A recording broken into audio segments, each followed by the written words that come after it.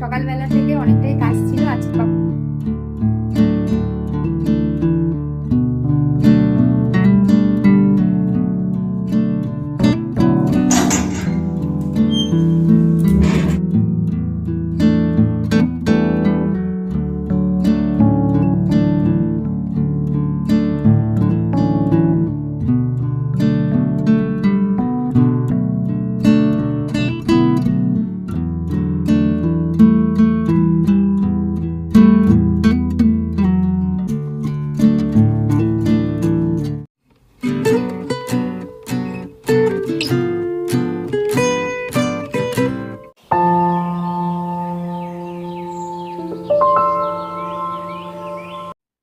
High, এখন বাজে বেলা 12টা। তো গুড আফটারনুন।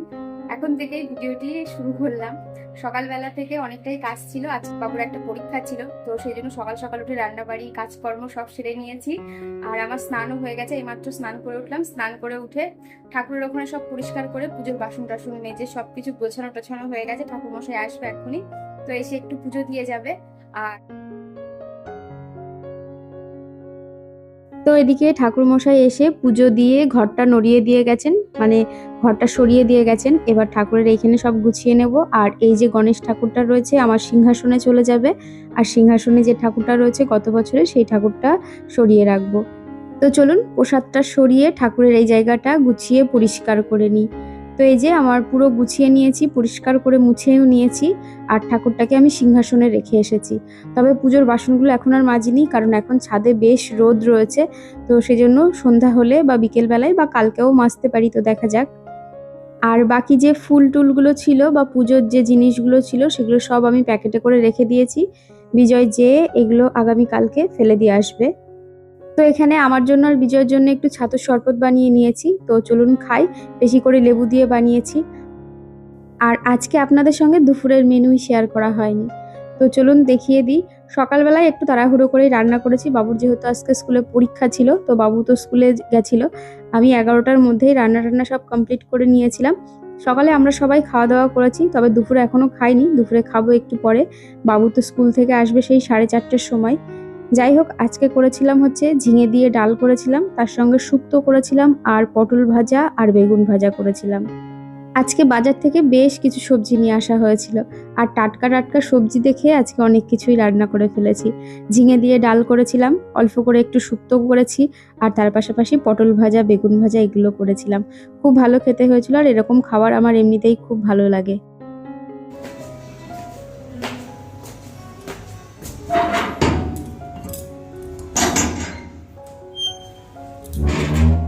ওদিকে বাবু স্কুল থেকে চলে এসেছে, আর আমি চলে এসেছি ছাদে। আপনাদেরকে একটা জিনিস দেখাবো। এর আগের দিনকে আমরা যখন কুজি কুটিরে খেতে গিয়েছিলাম তখন থেকে একটা জবা গাছ নিয়ে এসেছিলাম, দেখতেই পেরেছিলেন। তো সেই জবা গাছে একটা কুড়ি হয়েছিল। আজকে সকালবেলায় দেখি কুড়িটা কি সুন্দর ফুল হয়ে গেছে, এত ভালো লাগছে দেখতে। আমার তো ছাদে তেমন একটা ফুলের গাছ নেই, তবে এই একটা ফুলের গাছ, আর একদম একটা ফুল এমন ভাবে হয়ে রয়েছে, খুব ভালো লাগছিল দেখতে। যাই হোক, বিকেলের দিকে একটু মেঘলা করেছে, ওয়েদারটা ভীষণ ভালো, তাই ভাবলাম একটু ছাদে যাই, ছাদে যেয়ে ঘুরে আসি। তবে হ্যাঁ, ছাদে আমার নয়নতারা গাছ রয়েছে, তার পাশাপাশি বোগেনভেলিয়াও রয়েছে। তবে বোগেনভেলিয়া গাছে এখন আর সেভাবে ফুল হচ্ছে না। প্রথম দিকে ওই পিঙ্ক কালারের গাছটাতে যত ভালো ফুল হয়েছিল, তো সাদাটাতে এবার তেমন একটা হয়নি। তো শেষের দিকে আমি বেশ একটু কাটিং করে দিয়েছি, তারপরে দেখলাম বেশ নতুন নতুন পাতাও গজিয়েছে। তো দেখা যাক এরপরে বর্ষার সময় ফুল ফোটে কিনা। বোগেনভেলিয়া শুনেছি বছরে 3বারই ফুল দেয়, তো দেখা যাক এরপরে আর ফুল ফোটে কিনা। যাই হোক, ওদিকে ছাদের থেকে নিচে এসে ফ্রেশ হয়ে চেঞ্জ করে নিয়েছি, আর এই যে সন্ধ্যাটা দিয়ে একটু সারা ঘরে একটু ধূপ দেখিয়ে দিচ্ছি। তো চলুন সন্ধ্যাটা দিয়ে তারপরে চা করতে যাব। এখনো চা করা হয়নি, তো চা খেয়ে তারপরে আপনাদের সঙ্গে কিছু শেয়ার করব। চা করব, তবে তার আগে দুধটা জাল দিয়ে নিই। আজকে দুধের প্যাকেটটা আনা হয়েছিল, খোলাও হয়েছিল, সকালে চা খাওয়া হয়েছিল, তবে আর দুধটা জাল দেওয়া হয়নি, তাই ভাবলাম দুধটা এখন জাল দিয়ে নিই। আর দুধটা জাল দিচ্ছি হচ্ছে 11 মাল্টিকুক কেটেলে। আর এই মাল্টিকুক কেটেলটা তো আমার মাল্টিপারপাস ইউজ করা হয়, মানে প্রত্যেকটা কাজেই ব্যবহার করা হয়, ভীষণ ইউজফুল। এই প্রোডাক্টটি আপনারা যদি বাই করতে চান, আমার ডিসক্রিপশনে লিংক দেওয়া থাকবে, আপনারা চাইলে ওখান থেকে বাই করতে পারেন। এখানে দেখতেই পাচ্ছেন কত সুন্দর দুধটা ফুটে উঠেছে, খুব চটজলদি রান্না হয়ে যায়। আর এখানে দুটো ফ্লেম দেওয়া থাকে, মানে ওই আস্তেও করা যায়, জোরেও করা যায়। আপনারা যদি আস্তে করে দিন তাহলে পরে দুধটা উতলে আর পড়ে যাবে না। তো যাই হোক, দুধটা জাল দেওয়া হয়ে গেছে, এবার ঢেলে নিয়েছি। চলুন এবার চা করব। তো এই যে চাও করে নিয়েছি। তো চলুন এখন বসে একটু চা খাই, তারপরে আবার আপনাদের সামনে আসছি। ওদিকে চাটা খেয়ে সোজা নিয়ে চলে এসেছি আমাদের পয়লা বৈশাখের কেনাকাটা। যদিও এবার খুব সামান্য কিছুই কেনাকাটা করেছি, তাও আবার একেবারে পয়লা বৈশাখের দিনকে। এর আগের দিনকে আমরা যখন জুডিওতে গিয়েছিলাম আপনাদেরকে বলেইছিলাম যে কিছু কেনাকাটা করেছি, তো সেটা বাড়ি যেয়ে দেখাবো। তবে এর আগের ভিডিওতে দেখানো হয়নি, তাই ভাবলাম এখন দেখিয়ে দিই। এই যে ব্ল্যাক কালারের যে টি শার্টটা দেখতে পাচ্ছেন, এটা বাবু কিনেছে ওর পছন্দের।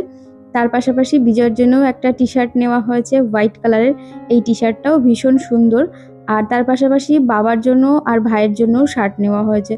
তবে সেগুলো আর দেখাতে পারলাম না, কারণ সেদিনকে বাড়িতে যাওয়ার সময় মায়ের হাতেই আমি সব জামা কাপড়গুলো দিয়ে দিয়েছিলাম। তো যাই হোক, আর আমি তো পয়লা বৈশাখে শাড়ি ব্লাউজ নিয়েছি, সুতির শাড়ি নিয়েছি, সেটা আপনাদের সঙ্গে শেয়ার করেছিলাম। পুজোর দিনকে পরেও ছিলাম। আর তার পাশাপাশি এই যে একটা টি শার্ট উইথ পায়জামা। তো এটা হচ্ছে একটা সেট, মানে দুটো দিয়ে একটা সেট ছিল। ভীষণ সুন্দর, খুব পছন্দ হলো, তাই বাড়িতে পরার জন্য নিয়ে এসেছি। এগুলোকে স্লিপার সেটও বলা হয়। তো যাই হোক, তার সঙ্গে এই যে একটা লাল রঙের নাইটি নিয়ে এসেছি। তো এটা লোকাল মার্কেট থেকে নিয়ে এসেছিলাম। এটা হচ্ছে আমাদের বাড়ির যে কাজের দিদি রয়েছে, তো তার জন্যই নিয়েছি। একটু ব্রাইট কালারের মধ্যেই নিয়েছি, কারণ তারা যেহেতু কাজ করে, তো সেই কারণেই তার এই কালারটাই আমার মনে হলো পছন্দ হবে। তবে দেওয়ার পরে সে খুব খুশি হয়েছিল, তার খুব পছন্দও হয়েছিল। যাই হোক, এই হচ্ছে আমাদের খুব সামান্য টুকিটাকি কিছু পয়লা বৈশাখের কেনাকাটা। জিনিসগুলো কেমন হয়েছে অবশ্যই কমেন্ট করে জানাবেন। আমার তো বেশ পছন্দ হয়েছে। তো চলুন ভিডিওটা আর বেশি বড় করব না। আজকের ভিডিওটা অনেকটাই ছোট হয়ে গেল, তবে আগামী ভিডিওগুলো বড় দেব। তো চলুন ভিডিওটা আজকে এখানেই শেষ করছি। আবারও দেখাবে নতুন একটা ভিডিও নিয়ে। ততক্ষণ সুস্থ থাকবেন, ভালো থাকবেন। Tata, good night.